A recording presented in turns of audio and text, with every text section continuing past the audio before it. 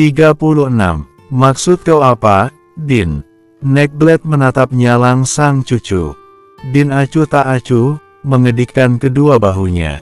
Cuma asal cakap saja, tak perlu juga nenek melotot macam burung hantu, takut kali ku tengoknya kalau sampai tuh biji mata menggelinding. Kan tak lucu mau ketemu tamu agung, malah suasana menjadi ricuh. Din, daripada kau merusuh, lebih baik ke belakang sana, bantu-bantu orang dapur. Tita Ai, dirinya sudah duduk di lantai beralaskan tikar lipat. Jangan, Neckblade berteriak mengejutkan Din dan lainnya.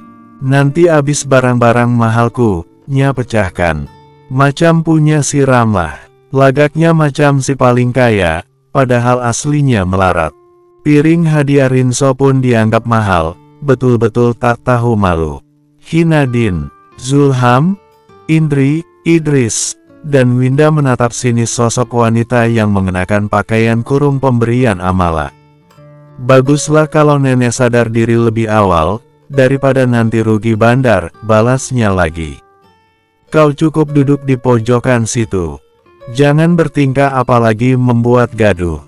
Ku undang dirimu hanya untuk menonton betapa hebatnya cucuku si Winda. Neckblade membusungkan dadanya, menatap bangga pada cucu bungsunya yang pada siang ini berdandan sangat cantik. Din memutar malas bola matanya, kalau saja tidak ada kepentingan terselubung, mana mau dirinya berkunjung. Para tamu mulai berdatangan, satu persatu memberikan selamat serta memuji Winda setinggi langit. Pujilah sampai langit ketujuh, setelahnya aku yang akan menyepak dirinya sampai menghantam kerak bumi. Batinnya begitu berisik, tetapi mulutnya tetap bungkam. Ai melangkah sedikit tergesa-gesa kala mendengar deru mesin mobil mewah pada masanya. Sepasang suami istri, serta seorang pria dewasa berperawakan tegap dan wajah tegas, memasuki ruangan yang sudah disulap menjadi tempat menerima tamu. Setelah diperhatikan lagi, ternyata biasa saja. Wajah pas-pasan, badan kurang tegap, otot lengan masih lembek, cuma menang baju seragam, kalah jauh dari si pemilik belasan hektar kebun karet. Tanpa disadari olehnya, ia tengah membandingkan. Winda tidak kalah berlebihan dalam menyambut calon suami dan mertuanya, begitu juga dengan Neckblade dan lainnya. Itu yang duduk di pojok ruangan, siapa gerangan? Tanya calon ibu mertuanya Winda. Semua pasang mata beralih menatap Din. Oh itu, janda miskin yang sengaja kami undang untuk menerima sumbangan, sela Neckblade, secara spontan. Kau tak salah pilih calon istri, nak. Selain cantik dan tentu saja setara, keluarganya juga sangat dermawan, uji si ibu, calon besannya Ai. Banta ikut melirik ke arah Din, tetapi bukan menatap sekilas, melainkan memandang puas. Netranya sampai terasa pedih dikarenakan terlalu lama tidak berkedip. Dia, bukankah gadis tempo hari yang membanting Tony? Bang, Winda menyenggol lengan sang tunangan. Din sengaja menyunggingkan senyum manis, yang membuat seorang Banta bertambah betah menatapnya. Melihat sang adik yang terlihat menggoda calon suami Winda, Zulham turun tangan. Ikut aku, ditariknya sedikit kasar tangan Din. Mereka berjalan ke arah dapur. Pulanglah, jangan membuat malu. Kau tuh bukannya jaga kelakuan malah semakin berlagak macam wanita malam pinggiran kota kabupaten. Zulham menghempaskan tangan Din. Din membelakangi Zulham, seolah menurut untuk pergi dari sana. Dalam hitungan detik secepat kilat berbalik dan meninju rahang bagian kanan. BUGH, Ark, Din, sialan kau. Zulham meraba bagian yang sakit. Tuh, hadiah dariku, atas keberanianmu merendahkan diri nih. Sebelah telapak tangan kirinya menepuk pipi kiri sang abang. Dulu, pernah ku merasa kasihan terhadapmu, Zulham. Mau bagaimanapun kau juga seorang korban, tapi semakin kesini otakmu betulan tak dipakai agar bisa berpikiran waras.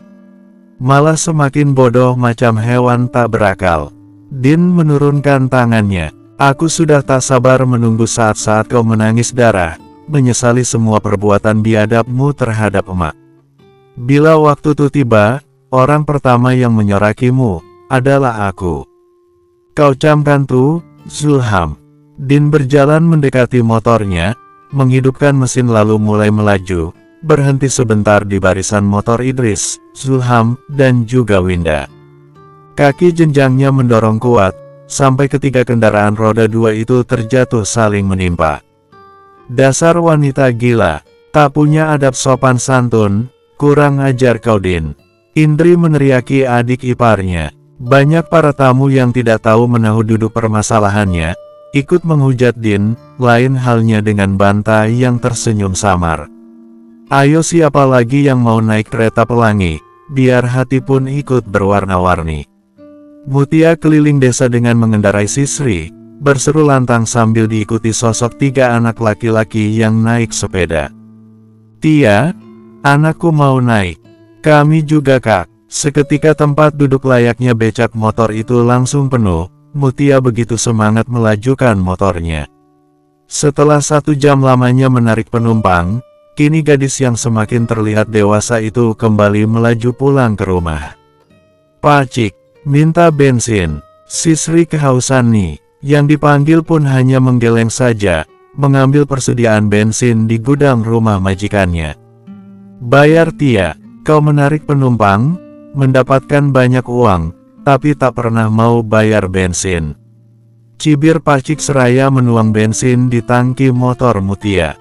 Bang Agam sudah kaya, nyata mau uang recehan, jadi biar Tia saja yang memungutnya.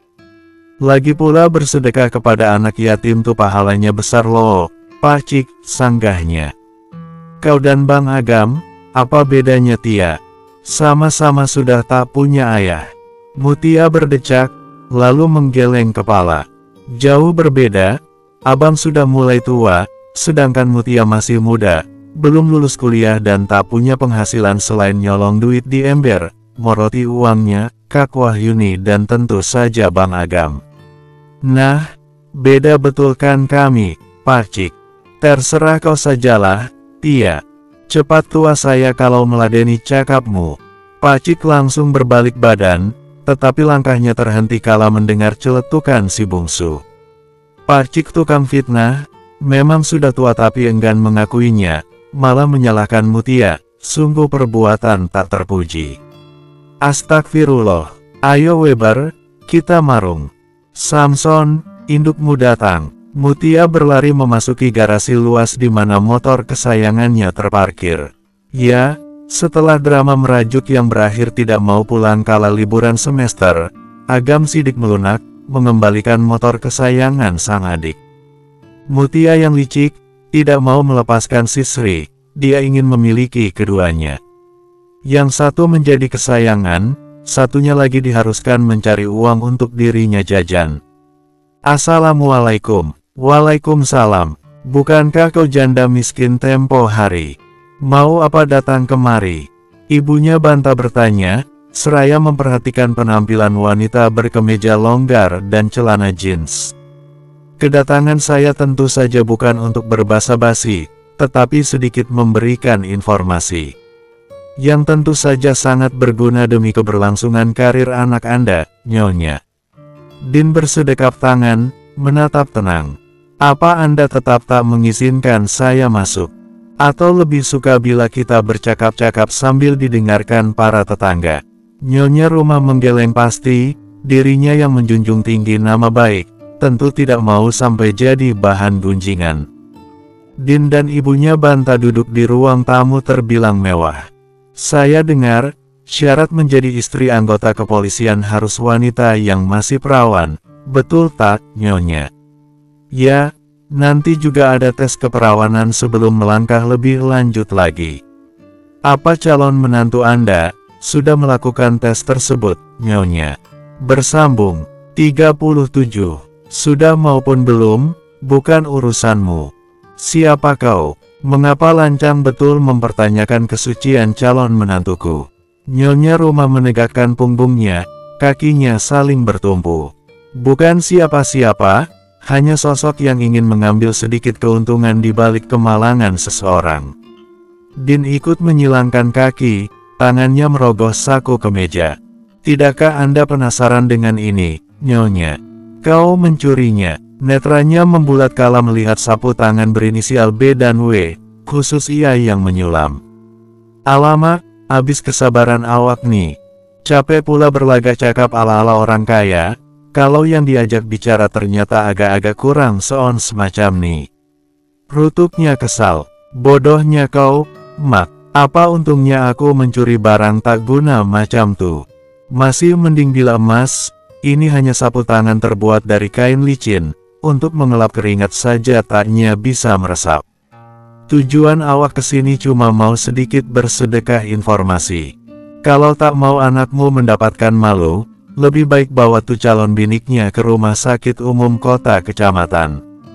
Bila nantinya menolak, paksa saja. Sebab, orang macam si Winda sangat lihai bermain kata.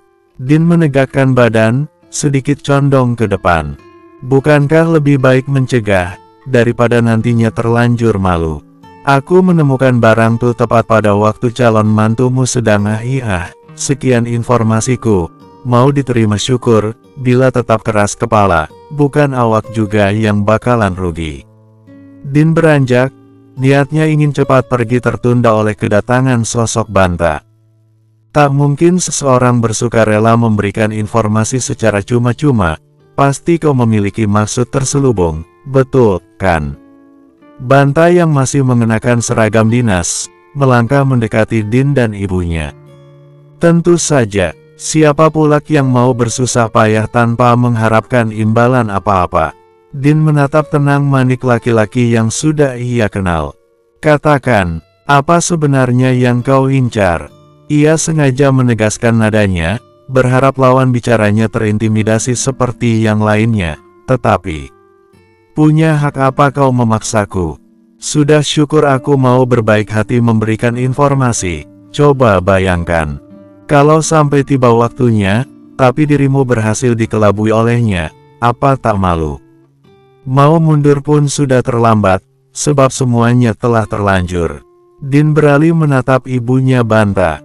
Sebagai seorang ibu, apalagi macam Anda, yang wajib menilai orang berdasarkan harta dan kasta, sudah jelas takkan terima dicurangi bukan? Jadi, tanpa perlu ku berkata panjang lebar, pasti kalian mengerti macam mana kelanjutannya. Sekian dan terima kasih. Saya permisi. Din berlalu dari sana. Tunggu. Banta menyusul, menghalangi Din yang hendak naik motornya. Namamu Din, kan? Kau sepupu si Winda, cucu kedua Neckblade, betul tak? Din memutar anak kunci, mematikan mesin motor, menatap malas sosok Banta. Lantas, tak ada, hanya ingin memastikan saja, ucapnya kikuk. Jangan sok akrab, sebelumnya kita tak pernah terlihat dekat, apalagi terlibat kisah cinta monyet. Kau hanya sekedar pelatih karate dan aku pengawas, tak lebih dari itu. Banta mengusap rambutnya, entah mengapa sosok di depannya ini sering membuatnya gugup. Aku tak bermaksud macam tuh, hanya bertanya apa salahnya coba. Salah bila orang tuh adalah dirimu. Kau kira aku bodoh, tak tahu niat terselubung di balik tatapan mata buasmu, yang macam kucing melihat anak burung terjatuh dari sarangnya. Bila kau tertantang untuk mencoba hal baru, maaf. Aku bukan wanita yang cocok kau jadikan mainan hanya untuk sekedar memenuhi rasa penasaranmu. Tak semua wanita akan terpesona berakhir terperdaya oleh seragammu, buang jauh-jauh khayalan kau tuh. Karena aku bukan dermaga tempat persinggahan sementara. Din kembali menghidupkan mesin motornya, lalu melaju dan keluar dari pekarangan rumah calon suami Winda. Dia betulan berbeda, unik, ceplas-ceplos, apa adanya. Sayangnya ia seorang janda, mana ditinggal minggat lagi. Seandainya saja masih gadis, sudah pasti aku maju paling gencar demi menaklukkan dirinya. Banta masih menatap ke depan, walaupun sosok Din sudah tidak terlihat lagi. Banta, macam mana nih? Apa yang harus kita lakukan? Percaya padanya atau tetap melanjutkan pertunanganmu dengan Winda? Tanyanya seraya memperhatikan sang putra. Besok kebetulan aku libur, Ma. Mari kita ajak Winda ke kota kecil. Begitu tiba di sana, tinggal buat skenario agarnya mau diperiksa. Kalau apa yang diucapkan Din tadi betul, aku orang pertama yang akan membuat perhitungan. Banta kembali masuk ke dalam rumah. Sang ibu pun mengikuti. Kau kenal dengan sosok tadi, Nak? Siapanya? Dia salah satu pengawas tidak terlalu aktif di balai karate kampung pertanian, Ma. Kebetulan sudah beberapa bulan nih, Banta menjadi salah satu pelatih menggantikan Sikri keponakannya Pak Lurah. Banta menghempaskan bokongnya pada sofa empuk. Berartinya juga pintar ilmu bela diri, Nak. Ya, melihat sang anak tersenyum tidak jelas, ia pun memicingkan matanya. Jangan bilang kau suka dengannya, Banta. Bila hal itu benar, buang jauh-jauh perasaanmu tuh. Nya hanya janda miskin, keturunan siapapun tak jelas. Pasti asal-usulnya juga sama demikian. Banta menghela napas berat, sang ibu terlalu ikut campur urusan pribadinya, sampai-sampai menjodohkan dirinya dengan si Winda. Keesokan harinya, Winda sudah duduk manis di dalam mobil calon suaminya. Ia yang tidak tahu apa-apa, begitu senang diajak jalan-jalan. Kita hendak kemana, Bang? Tanyanya yang duduk di samping jok kemudi. Menjenguk teman Mama, sekaligus menjemput Mama di rumah sakit kota kecamatan. Setelahnya terserah kau hendak kemana. Hari ini saya libur kerja, ucapnya seraya fokus menyetir. Bertambah sumringahlah wajah si Winda. Setelah 10 bulan menjadi tunangan Banta lewat jalur perjodohan, baru kali ini mereka jalan berdua. Aku ingin ke toko bakal baju, boleh Bang? Banta mengangguk, bibirnya sedikit menyunggingkan senyum. 45 menit kemudian, mobil hitam milik Banta sudah memasuki area parkiran rumah sakit. Banta dan Winda berjalan bersisian, mereka menyusuri lorong rumah sakit yang hari ini sedikit ramai. Temannya Mama, dirawat di ruang apa, Bang? Tanyanya membuka pembicaraan. Bangsal anggrek, tuh di depan sana. Tunjuknya. Winda masih tidak menyadari adanya konspirasi. Dia tersenyum lebar kala melihat sosok calon ibu mertuanya. Ma, apa kabar? Mencium punggung tangan ibunya Banta. Baik, ayo kita ke sana. Wanita berpenampilan elegan itu menggenggam erat tangan Winda, sedikit menarik paksa. Kening sepupunya Din mengernyit dalam, netranya memicing kala membaca tulisan pada papan plakat bertuliskan, Dr. Aubin. Kita mau apa kesini, Ma? Bersamaan dengan itu, seorang perawat keluar, berseru memanggil nomor antrian, yang kebetulan milik ibunya Banta. Ayo Win, apa-apaan nih? Tak boleh, jangan bilang mereka hendak memeriksaku. Winda berusaha keras mencari alasan, berkelit agar lepas dari hal tidak diinginkan. Namun, suara tegas Banta berhasil membuat nyali seorang Winda menciut. Apa yang hendak ditakutkan? Cepat atau lambat, kau juga akan menjalani tes nih. Masuk sana, titik. Banta duduk di kursi tunggu depan ruangan. Setiap detik penantian, hatinya bertambah panas. Pikiran negatif dan positif saling berlomba ingin menguasai. Sampai di mana pintu tertutup tadi kini terbuka, keluarlah si Winda dan ibunya. Bagaimana hasilnya, Ma? Bersambung. 38. Banta berdiri, mengikis abis jarak. Bagaimana hasilnya, Ma? Jangan banyak tanya. Cepat kita kembali ke rumah para penipu tuh. Lalu dirinya berpaling menatap tajam sosok Winda yang tubuhnya bergetar takut. Mau diseret, atau jalan sendiri? Gertaknya geram dengan gigi bergemeletuk. Winda menunduk dalam, kedua tangannya terkepal erat demi mengatasi rasa gugup serta panik. Banta yang sudah terlatih membaca gestur tubuh, menyunggingkan senyum mengejek. Tanpa ada percakapan apapun, mereka berjalan ke parkiran mobil. Masuk dan duduk di belakang. Tutup mulutmu rapat-rapat, atau kuturunkan nanti di tengah jalan. Ancam Banta kepada Winda. Sementara di kediaman Neckblade, rasanya tak sabar menanti pernikahan Winda dan Banta. Ya Bu, belum apa-apa saja, Banyak para tetangga mengeluh-elukan kita. Apalagi di kampung nih, hanya si Winda yang dipinang dengan emas dan uang nilai tinggi. Anakku tuh betul-betul membanggakan, uji Ai setinggi langit. Neckblade yang duduk di kursi rotan teras rumah, mengangguk dengan bibir terus menyunggingkan senyum pongah.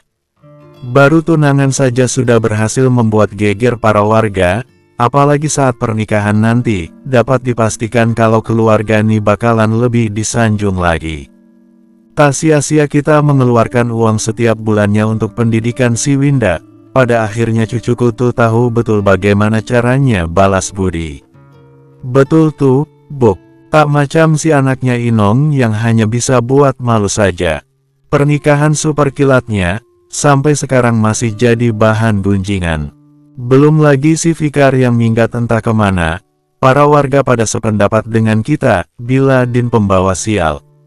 Ai menghina anak almarhum abangnya. Penyesalan terbesar ibu ialah, membiarkan abangmu menikahi wanita berpenyakitan macam Inong, bukannya membanggakan malah menyusahkan. Gara-gara dia, Syamsul harus banting tulang, pontang-panting kerja serabutan. Netranya menerawang jauh, mengingat sosok yang sudah tiada. Memang jahanam betul tuh Inong. Secara tak langsung, dirinya dan Dinlah yang membunuh abangmu di perantauan. Mati-matian ia bekerja keras, menyepelekan keselamatan dirinya, pada akhirnya mati sia-sia. Setetes air mata membasahi pipinya, bila mengingat sang putra, takkan habis ia mengutuk. Ai juga melakukan hal yang sama, dia begitu membenci mantan kakak iparnya. Kira-kira, si Fikar minggat kemana ya, Buk? Mengapa kepergiannya macam tak wajar? Anehnya lagi si Ramlah dan Suci, menutup rapat mulut mereka perihal keberadaan Fikar. Ai mengalihkan perhatian ibunya. Entahlah, muak betul ku tengok si Ramlah. Baru punya menantu centeng pengawas perkebunan sawit saja, lagaknya macam si paling kaya. Apa yang bisa dibanggakan coba? Gaji kecil, cuma menang petantang petenteng berkacak pinggang. Hinanya seraya mencebik. Jauh betul dengan calonnya si Windaya, Buk. Kayaknya tak karbitan, asli turunan. Pembahasan itu terganggu oleh kedatangan si Zulham yang mengendarai motornya bersama sang istri. Belum juga sang cucu turun dari motor, Neckblade sudah mencecar dengan pertanyaan bertubi-tubi. Macam mana? Apa kata dokter? Kalian berdua sehat, kan? Zulham menarik napas panjang, duduk di ujung teras dengan bahu membungkuk. Aku sehat, Nek. Tapi kata dokter, Indri divonis susah memiliki anak. Lantaran ovulasi gagal. Saat penyatuan, sel telurnya gagal matang sehingga tidak bisa dibuahi oleh sperma. Intinya sajalah, nenek tak paham penjelasan berbelit-belit macam tuh, apalagi dengan istilah nama yang susah disebutkan. Selan Neckblade geram, Ai membungkam mulutnya, memicingkan mata menatap sinis Indri yang duduk di sebelah suaminya. Apa betul yang ada di pikiran bibik nih, Zulham? Kalau si Indri mandul, melihat sang cucu yang bungkam, kepala Neckblade terasa seperti dihantam palu. Pantas saja, sudah 3 tahun lebih kalian menikah, tapi belum juga diberikan keturunan. Ternyata kau yang bermasalah, Indri. Cepat kemasi barang-barangmu. Pergi kau dari sini. Tak sudi aku menampung perempuan mandul macam kau nih. Indri langsung mendekati Neckblade, dirinya bersimpu dengan berlinang air mata. Tolong jangan usir, Neck. Mau kemana diri ini pergi? Hanya disinilah tempatku bernaung. Neckblade menuding wajah Indri.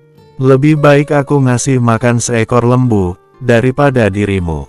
Kalau hewan laku dijual, sedangkan kau hanya menjadi beban.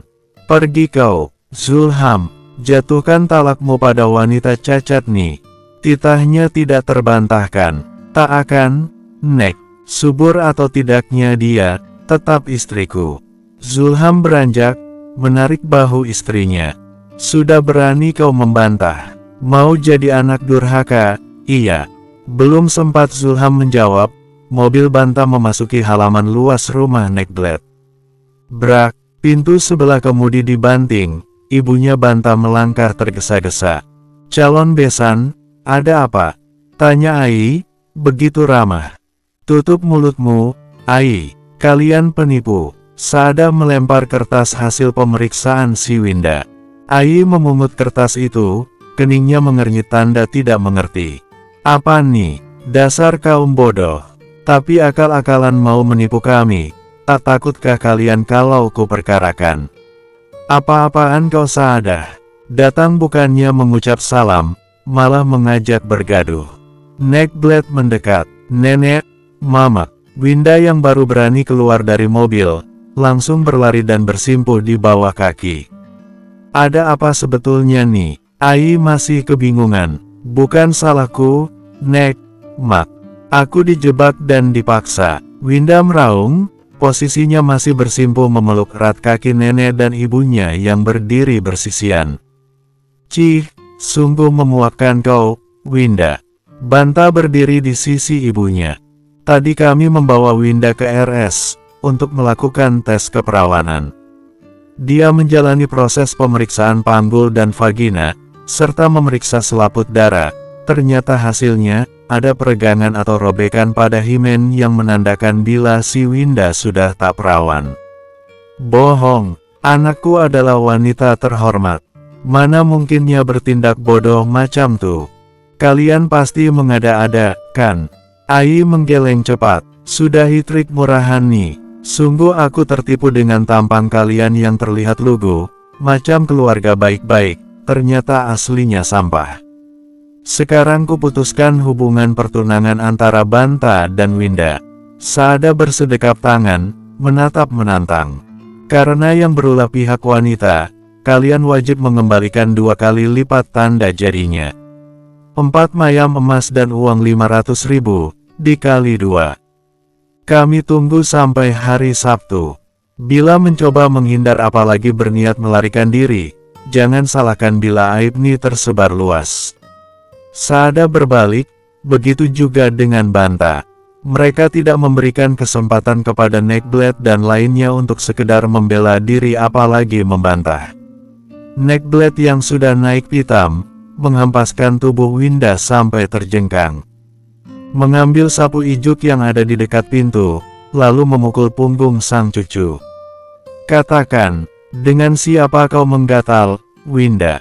"Baf, Baf, ampun, Nek, sakit." Winda meraung, suara teriakannya berhasil mencuri perhatian tetangga yang berjarak 20 meter dari rumah Neckblade.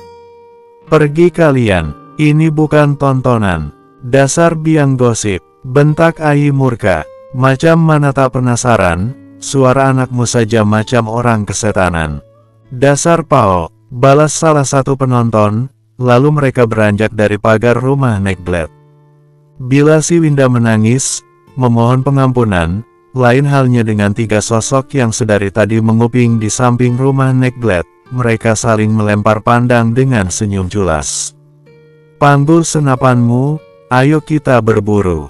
Nanti kalau kita kepergok, macam mana?" Bersambung 39. Nanti dulu, Kak, wajib menguping sampai habis, biar dosanya pun tuntas. Tak bersambung. Mutia menolak, sambil makan permen kaki, dirinya bersandar pada dinding. "Nanti kalau kita kepergok, macam mana?" Amala yang terbiasa lurus pun, sering belok-belok bila sudah bergabung dengan si bungsu sidik. "Tinggal bilang saja, lagi cari entung untuk mancing. Kebetulan tuh banyak daun pisang bergulung." Mutia menunjuk pohon pisang yang tumbuh subur di samping rumah Neckblade. "Diamlah kau, Tia. Cakap mau mencuri dengar, tapi ribut kali." Seladin, kembali mereka menguping. "Rugi bandar aku.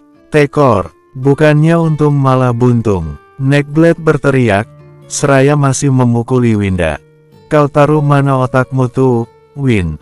Aku menyekolahkanmu agar pintar bukannya jadi dungu, Pao. Bisa-bisanya dikangkangi gratisan." "Ampun, Nek, aku dipaksa, semua tuh bukan keinginan diri nih." Yang mengancam hendak membunuh bila tak dituruti. Winda masih bertahan dengan memeluk erat kaki Neckblade. Kau kira aku bodoh? Bisa ditipu dengan dusta murahan macam tuh. Dirimu bukan lagi kanak-kanak, calon suamimu pun aparat penegak hukum. Mustahil kalau tuh setan tak takut. Dasarnya kau saja yang gatal, digesek dikit langsung birahi. Awas kau, Neckblade membungkuk, mendorong kuat pundak Winda sampai cekelannya terlepas. Sosok tua berbaju terusan itu menuding wajah putrinya. Ai, kau urus anak dungumu tuh.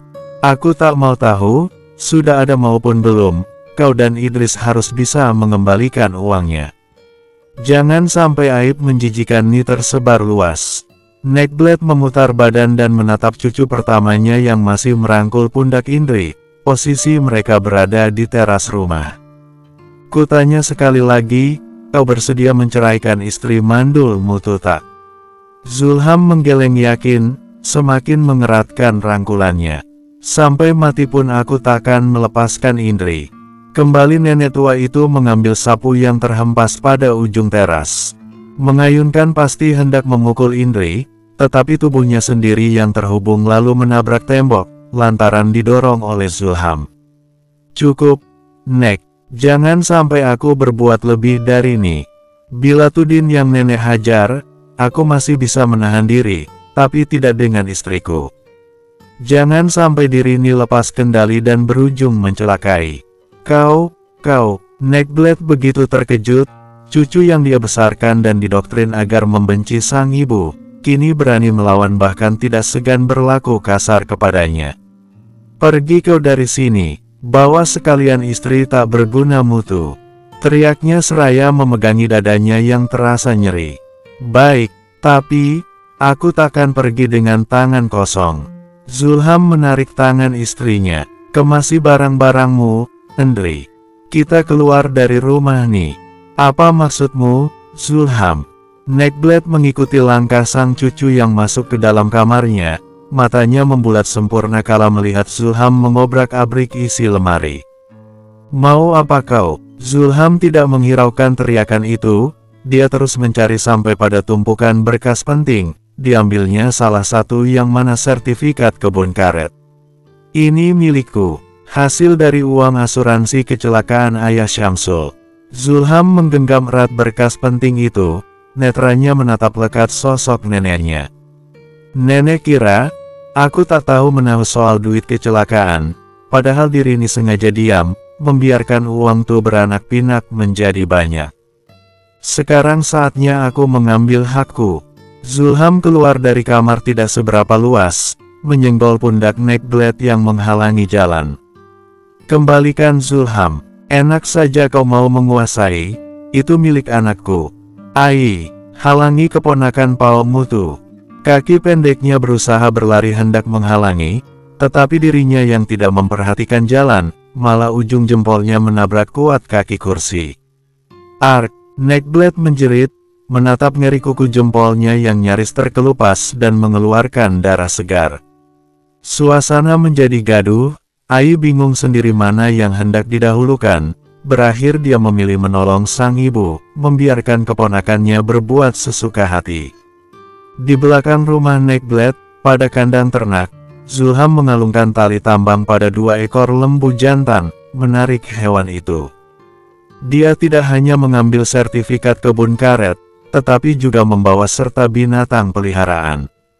Indri begitu sigap, mengangkut 2 karung besar yang berisi bajunya dan sang suami, menaikkan ke atas jok motor, lalu mengikatnya menggunakan ban karet. Mampus, tak rugi aku memilih berkhianat, bila pada akhirnya kalian terancam melarat. Senyumnya terukir lebar di bibir berpoles lipstik merah, sengaja memberitahu rahasia tentang uang asuransi kepada sang suami. Lembuku, jangan kau bawa hartaku, Zulham. Neckblade terpincang-pincang mencoba mengejar sang cucu pertama. Zulham, kembalikan lembu kami. Ai pun berusaha menghalangi. Sedangkan Winda memilih masuk kamar dan mengunci pintu. Dirinya tidak mau ikut campur, yang ada nanti kena pukul lagi. Ya Rab, puas betul hati nih. Mutia melompat-lompat bak orang kesetanan. Dia begitu riang mendapatkan tontonan gratisan. Din menggeleng kepala, tetapi ikut tertawa. Mereka kini sudah berada di tengah-tengah perkebunan karet yang terdapat pohon besar bercabang banyak, jauh dari rumah Neckblade. Ayo kita rayakan dengan berburu burung punai. Nanti biar Mala yang mengolah jadi makanan lezat. Din memompa senapan anginnya. Mutia pun ikutan memompa senapannya. Wajib tuh. Tia, mau menembak burung terucuk saja. Paling enak kalau digoreng kering lalu makan dengan mie kuah pedas. Amala yang tidak bisa menggunakan senapan angin, hanya menjadi petugas mencari bila bidikan sahabatnya mengenai sasaran. Tia, betul kan kalau kau sudah izin membawa senapan Bang Agam? Diam dulu kak, tuh ada burung punai yang hinggap di dahan. Matanya memicing, meneropong hewan buruannya. Dor, alhamdulillah, angkut kak. Tembakannya tepat sasaran. Di balik sikap aneh bin ajaib seorang Mutia Sidik, ternyata gadis itu menyimpan banyak bakat terpendam. Din, Wahyuni, Mutia, pintar menggunakan senapan angin. Mereka yang terbiasa mengikuti Agam dan Zikri berburu burung untuk dijadikan menu santapan, jadi paham bagaimana menggunakan senapan angin. Dan pastinya merengek minta diajari sampai ahli seperti sekarang. Dor, Din juga mendapatkan buruannya, setelah tembakan kedua baru berhasil melumpuhkan burung kesukaannya. Amala bergegas mencari di bawah pepohonan rindang, setelah dapat langsung diberikan kepada Din agar segera disembelih. Mutia, kau belum jawab pertanyaanku. Tuntut Mala. Mutia yang lelah, memilih duduk di atas daun kering berhadapan dengan Din. Kakak nih macam tak tahu Tia saja. Seperti biasa, bawak dulu, lalu bilangnya belakangan. Sudah kuduga, macam mana nanti kalau Bang Agam marah. Ya tuh urusanmu lah, Mala. Kau kan, paling bisa diandalkan bila menghadapi Bang Agam. Ya tak, Tia, betul tuh kak, Din. Selagi ada Kak Mala, maka kita akan aman sentosa, hahaha. Ah, jadi keingat Bang Zikri. Biasanya kalau sudah musim burung kawin macam nih, pasti kita bersama-sama pergi menembak. Mutia memeluk senapan anginnya. Tia, sebetulnya Zikri di mana? Tanya Mala lirih, netranya melirik Din yang ikut menanti jawaban sambil mencoba membidik lagi. Ada di pelosok kota kecamatan, tepatnya di lahan kosong bersebelahan dengan perkebunan sawit milik negara. Nya betah di sana lantaran ada sosok wanita yang digadang-gadang akan menjadi istri Bang Zikri. Apa, Dor, Kak Din Bodat, bersambung, 40, Kak Din Bodat monyet. Mutia terkejut bukan kepalang, secepat kilat mendongak, melihat lubang pada batang pohon yang berjarak tepat sejengkal dari atas kepalanya. Astaga, jantung Kuni melompat di usus atau anus ya. Tangannya bergetar meraba perut dan bokongnya. Nya, Tia belum kawin, tapi udah nyaris mati tertembak. Kak Din Pao, Din yang gagal fokus, menjadi terbahak-bahak. Maaf Tia, untung melesat sejengkal bukan 1 senti.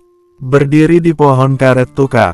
Biar kau rasakan juga macam mana dek-dek serder jantungmu. Cepat kak, biar ku kokang penuh senapan nih.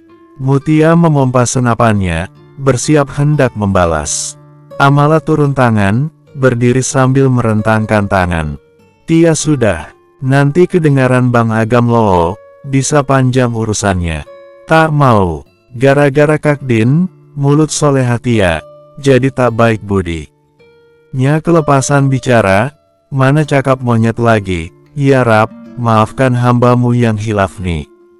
Malaikat, tolong pindahkan seluruh dosa Mutia Sidik pada Kak Din.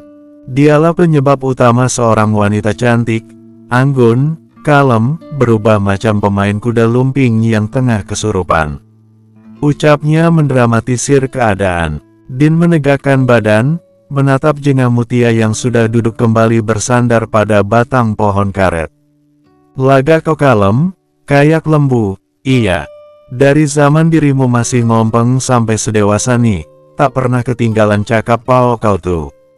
Bisa-bisanya aku yang hendak dikambing hitamkan. Mutia menarik lututnya, jari berkuku pendek itu mengetuk-ngetuk pelipisnya. Kalau dipikir-pikir, memang hampir sama sih, tapi tetap saja lebih besar dosa cakap bodat yang artinya monyet. Tak eloklah, wanita macam Tia Ni berkata demikian. Tia, dari mana kau dengar kabar tentang Zikri? Amala cepat-cepat menyela, agar tidak terjadi keributan lebih parah. Mutia yang mudah lupa inti permasalahan, langsung menyambar cepat. Dari sumber terpercaya, dan tentu saja bukan Tia, yang terkadang lebih banyak membual daripada cakap fakta. Tapi, ini betulan nyata loh Kak. Bang Agam menyampaikan berita tuh kepadanya. Tia tak sengaja dengar, malah ketagihan menguping.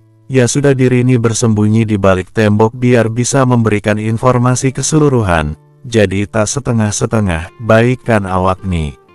Iya, baik untuk ditendang. Cibir Din. Cek, dasar Kak Din sirik, yang artinya tanda tak mampu. Iri betul dengan sosok Tia, yang mendekati sempurna nih. Amala yang memilih duduk di antara Mutia dan Din, menghela napas panjang. Teruskan, Tia lanjut nih ya, harap jangan disela. Nanti jadi lupa hendak cakap apa. Mutia mengambil ranting kecil, menyerahkan dedaunan kering. Wanita tuh sahabatnya si Rani, sepupu Bang Zikri. Kalau tak salah, mereka satu kampus. Saat ngisi, siapa ya namanya? Pokoknya ada W-nya gitu, tapi Tia lupa, sebab tak penting juga untuk diingat. Din sudah bersiap memompa lagi senapannya. Eits, tak elok jadi orang tak sabaran macam tuh Kak. Cobalah untuk belajar mengolah emosi, agar pantat kakak bisa selebar tampah. Mutia menuding wajah Din menggunakan ranting kayu. Nya anak mandor perkebunan, bapaknya sudah kenal dekat dengan almarhum kedua orang tua Bang Zikri dan juga Pak Lurah.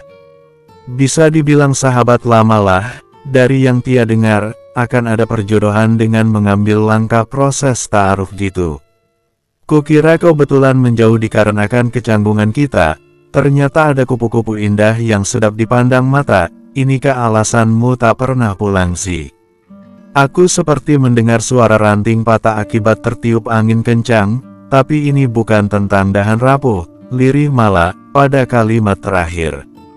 Mutia yang tidak mengerti langsung mendongak, menatap pepohonan. Mana ada angin, dedaunan pun tak bergoyang-goyang. Ternyata Kak malah sudah pintar membual. Din beranjak, menjadi lebih pendiam, entah apa yang ada dalam pikirannya.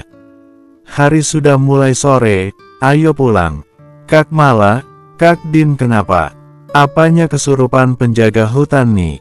Mengapa jadi pendiam? Tanyanya berbisik. Amala yang berjalan bersama Mutia di belakang Din, hanya tersenyum tipis sambil menggeleng. Dasar aneh, cibir Mutia. Beruntung bagi Mutia, malang untuk Amala, gadis itu yang berjalan paling belakang dan lebih banyak menunduk, tidak tahu sosok siapa yang ada di depan sana. Din dan Mutia mundur ke belakang, membiarkan Mala paling depan. Ada apa? Mala berhenti, netranya menatap ke depan. Dek, sosok sederhana berwajah tegas itu sudah menanti sambil bersedekap tangan. Maju Kak. Mutia mendorong bahu Amala. Mala, kami percayakan nyawa nih hanya kepadamu. Kau pasti bisa sahabat, semangat. Din ikutan mendorong gadis yang terlihat kaku itu. Dari mana saja kalian? Tanyanya seraya mengamati penampilan Amala, lalu sang adik yang bersembunyi di belakangnya. Mala meremas kedua tangannya, seketika dia dilanda kegugupan luar biasa, suaranya pun seakan tersangkut di tenggorokan, jaraknya hanya tersisa 2 langkah dari sosok Agam Sidik. Itu, tadi, itu garis bawah. Kak Malani macam mana sih? Ditanya jawabnya cuma ita itu, sini biar Tia bantu menyampaikan. Mutia berdiri di samping Amala. Tapi, berhubung yang bertanya adalah abang kandung Tia, lebih baik Dirini melarikan diri saja. Daripada tak bisa menjawab, dan berakhir kena hukuman membersihkan kamar mandi. Mutia mengambil langkah 1000, berlari sekencang mungkin. Dadah, Kak Mala, Kak Din. Besok kita main lagi ya, teriaknya tanpa menghentikan langkah. Dasar pao kau mutia. Din menggeram, memberikan 2 senapan angin pada Amala, begitu juga dengan 2 burung hasil buruan tadi. Maaf ya, Bang, saya hendak balik dulu, kasihan emas sendirian di rumah, assalamualaikum. Seperti halnya Mutia, Din pun berlari tunggang langgang. Waalaikumsalam, Agam masih berdiri pada posisinya. Tak ikutan lari, Nur. Kaki saya lemas seperti tak bertulang, Bang. Takutnya nanti tersungkur, jawabnya mencoba menahan kegugupan. Apa masih malu tentang yang lalu? Atau merasa bersalah? Amala mengangguk lemah. Sudah kuduga, pasti Hamani bakalan pulang ke sini. Kau kira rumahku tempat penampungan apa? Din melangkah cepat kala melihat motor sang abang. Begitu masuk rumah dari bagian depan, ia langsung berteriak kencang. Masukkan lagi pakaian kalian dalam gon itu. Pergi dari sini. Indri terkejut bukan main. Dirinya sedang melipat baju kusut dikarenakan asal memasukkan ke dalam karung. Zulham berdiri, mendekati Din. Dek, maafkan abang. Permintaan maafmu tuh tak tulus, Zulham. Kau kira aku percaya? Tentu saja tidak. Setelah diusir dari rumah nenekmu, lalu kau berharap bisa menumpang di sini. Jangan harap, mimpimu terlalu tinggi. Cepat kemasi pakaian kalian, atau kubakar. Din mengambil korek api yang ada di jendela, menghidupkan 1 batang. Dari mana kau tahu kami diusir? Tanya Zulham heran. Kau tak lupakan, bila mulut manusia tuh lebih panjang daripada gala. Jangan gila kau, Din. Rumah ini masih termasuk harta warisan, jadi kami juga berhak menempatinya. Indri berdiri, berusaha melindungi barang-barangnya. Dasar manusia sampah. Kalian tak lupa bukan, kalau hunian ini sudah dibeli oleh Wahyuni dan Hasan. Jadi, bila ingin tinggal di sini, izin dulu pada mereka. Berani tak? Zulham dan Indri belum tahu bila kejadian dulu hanya sandiwara belaka. Mereka juga tidak mengetahui kalau rumah ini sudah atas nama Din. Macam mana nih, Bang? Din, boleh kita berbicara? Din menoleh, menatap sosok yang sudah lama tidak terlihat oleh pandangan matanya. Bersambung.